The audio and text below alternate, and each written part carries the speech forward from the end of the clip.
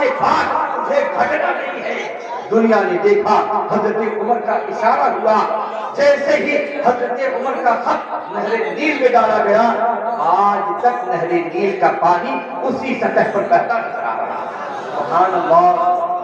جب ان کے گدا بھر دیتے ہیں، اے ان کے گدا بھر دیتے ہیں شاہان زمانہ کی جھولی، جب ان کے گدا بھر دیتے ہیں شاہان زمانہ کی جھولی، محتاج کا جب یہ عالم ہے، محتاج کا عالم کیا ہوگا؟ محتاج کا جب یہ عالم تکبیر، نعرہ رسالت، علماء اہل سنت، نعرہ تکبیر۔ اب ذرا صاحب توجہ دیں، ذرا توجہ دیں۔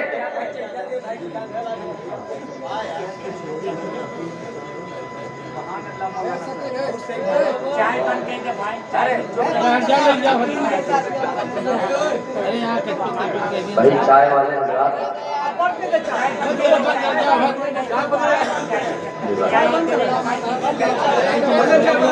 میرے کے لیے چائے والے پلانا بند کر دے، تقریر ہو جانے دیجیے، اس کے بعد چائے پلائیے، تقریر ہو جانے دیجیے۔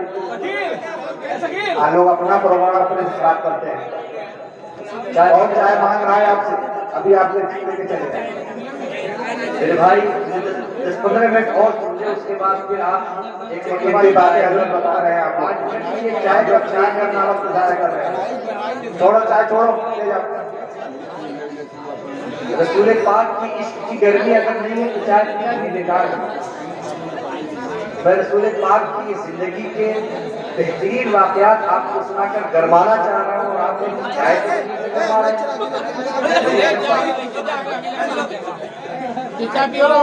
میرے عزیزو سنو، سنو میرے عزیزو،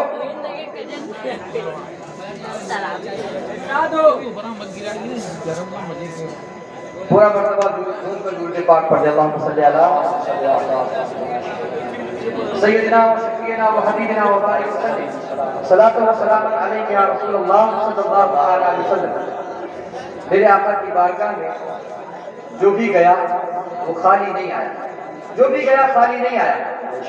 اللہ اکبر۔ میرے آقا کی بارگاہ میں کوئی بھی گیا خالی نہیں آیا۔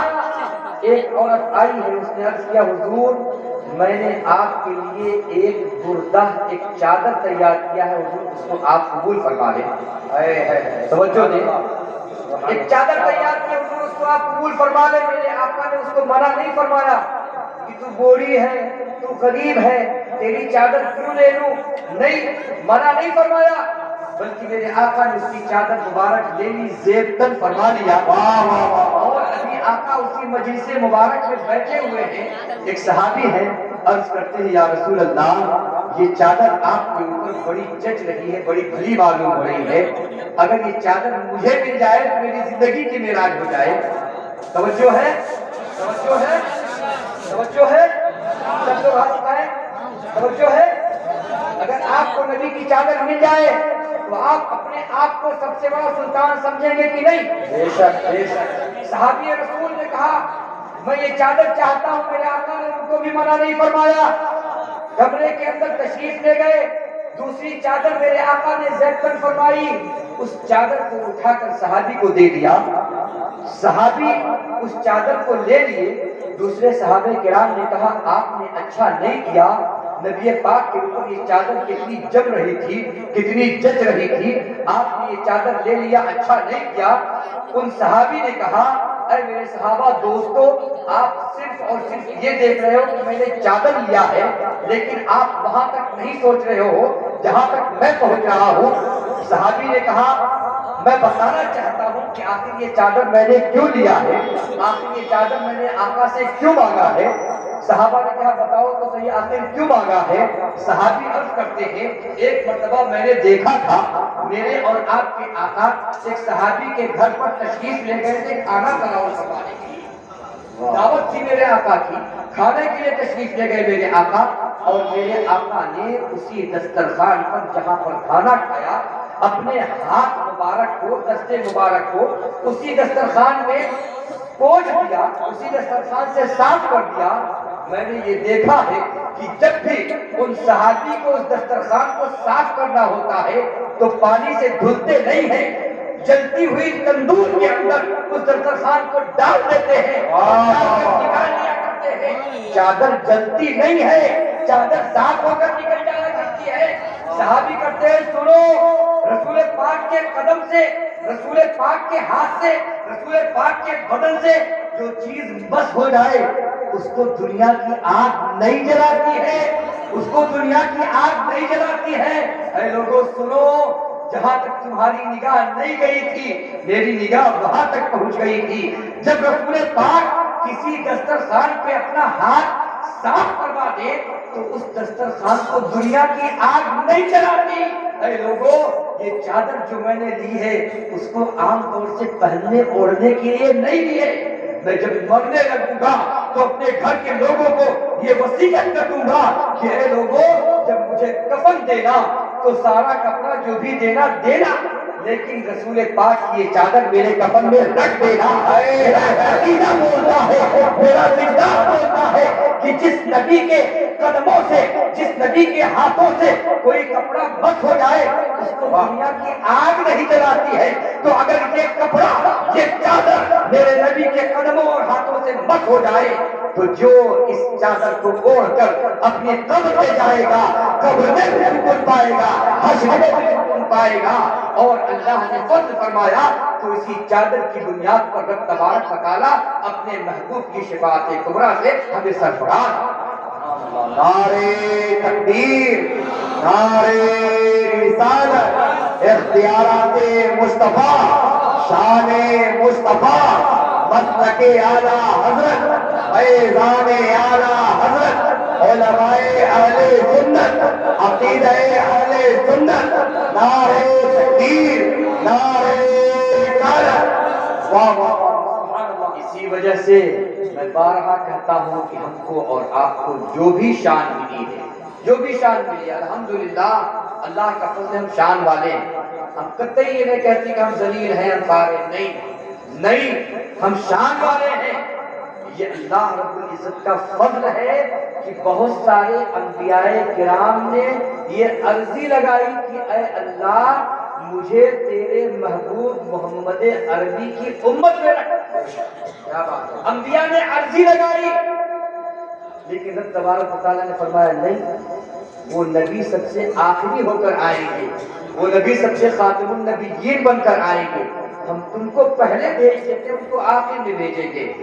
اور یہ اللہ کا فضل ہے، ہم نے اللہ سے مانگا بھی نہیں، اللہ نے ہمیں ان کا امتی بنا دیا۔ ہم نے اللہ سے مانگا بھی نہیں، اللہ نے ہمیں ان کا غلام بنا دیا۔ اس وجہ سے ہم کہتے ہیں کہ ہم بڑی شان والے، الحمدللہ ہم بڑے فخر کے ساتھ کہتے ہیں بڑی شان والے۔ اور کیوں نہ ہو، میرے آقا فرماتے ہیں، 5ویں پارے کی آیت کریمہ ہے، رب تبارک و تعالیٰ فرماتا ہے فَكَيْفَ إِذَا جِئْنَا مِنْ كُلِّ أُمَّةٍ بِشَهِيدٍ وَجِئْنَا بِكَ عَلَى هَؤُلَاءِ شَهِيدًا۔ میرے آقا فرماتے ہیں قیامت کا دن ہوگا، ہم کیسے شان والے ہیں یہ بتانا چاہتے ہیں۔ ہم ذلیل و خوار نہیں ہیں۔ کچھ لوگ کہتے ہیں ہم ذلیل ہیں، خوار نہیں، اللہ کا فضل ہے، ہم کو تو ایسے رسول ملے ہیں کہ جو تمام رسولوں میں شان والے ہیں، تو پھر جو ان کی امت ہوگی وہ بھی شان والی ہوگی۔ ہو سکتا ہے وقتی طور کے لیے ہم گنہگار ضرور ہیں، وقتی طور پر ہم سیاہکار ضرور ہیں، ہم گناہوں سے آلودہ ضرور ہیں، لیکن اس کے باوجود بھی اللہ کا فضل ہم شان والے ہیں، ہم شان والے ہیں۔ میرے آقا فرماتے ہیں قیامت کا دن ہوگا، تمام انبیاء کرام کو لایا جائے گا، توجہ دیں، بڑی سنجیدگی کی بات ہے، تمام انبیاء کرام کو لایا جائے گا۔ رب تبارک و تعالیٰ فرمائے گا اے انبیاء کرام کی ذات، بتاؤ تو صحیح کیا تم نے دین کا اور دعوت کا فریضہ صحیح طور پر انجام دیا؟ کس سے پوچھا جا رہا ہے؟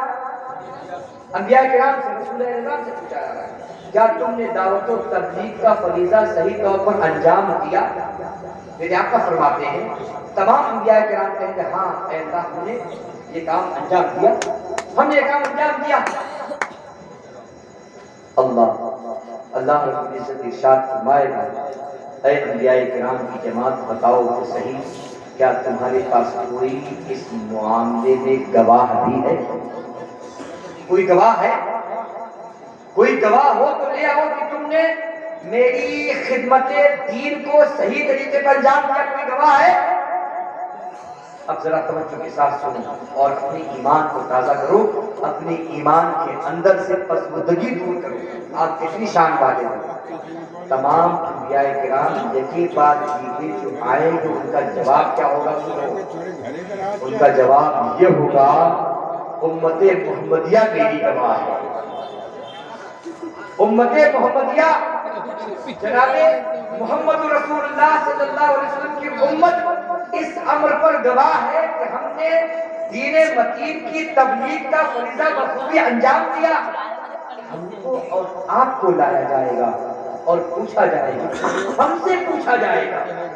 اللہ اکبر. ہماری وہ شان وہ عزت نہیں تھی، وہ عزت نہیں تھی، لیکن جب ہم مصطفیٰ کے قدموں سے لگ گئے تو رب تبارک و تعالیٰ نے ہمیں شان والا بنا دیا، عزت والا بنا دیا.